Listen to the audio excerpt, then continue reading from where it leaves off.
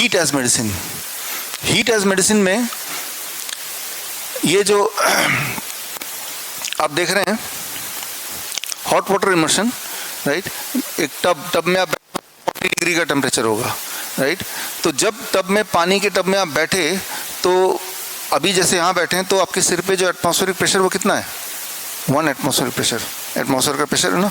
जब पानी में बैठे तो इतना हिस्सा तो पानी के अंदर है ना, उसमें जो हिस्सा पानी के अंदर है उसमें जो प्रेशर आपके बॉडी में पड़ रहा है that is 1 atmospheric pressure plus pressure of the water. यानी कि आधे कुछ पार्ट का बॉडी का एक भाग का एटमॉस्फेरिक जो प्रेशर है वो अलग है, निचले हिस्से का प्रेशर अलग है। प्रेशर डिफरेंस है ना, ये pressure difference plus heat 40 degree, जब ये दोनों चीज एक साथ हो जाता है तो आपका skin becomes the third kidney. Skin तीसरा किडनी बन जाता है।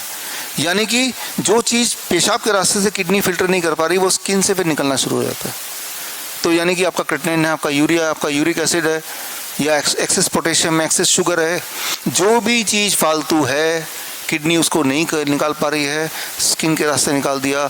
इसीलिए मेडिकली स्किन को बोला जाता है द थर्ड किडनी। लेकिन किडनी के रूप में कब काम करेगी? जब प्रेशर डिफरेंस होगा, टेम्परेचर 40 डिग्री होगा, हीट होगा, तो ये जो पोर्ट्स खुलेंगे तो ही काम करेगी।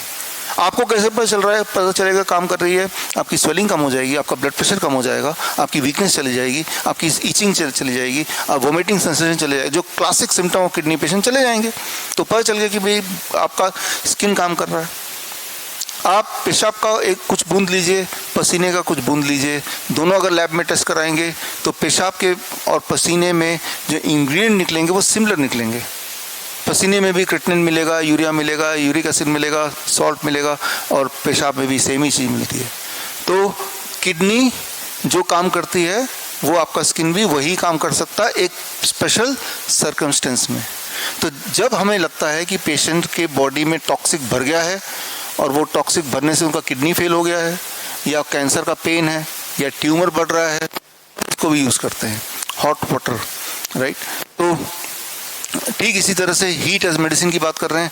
आप में से कुछ लोग, आपने अभी हाथ रेज भी किया था, ऐसे बैठे हैं और दोनों पैर बाल्टी के अंदर, बाल्टी का टेम्परेचर पानी का 42 डिग्री सेल्सियस। जब आप ऐसा कर रहे हैं तो ये जो काफ मसल है जहाँ से सारे ब्लड वेसल जा रहे हैं इसको स्टिमुलेट कर रहे हैं, और वो हीट को ब्लड के माध्यम से पूरे बॉडी में कैरी कर रहा है।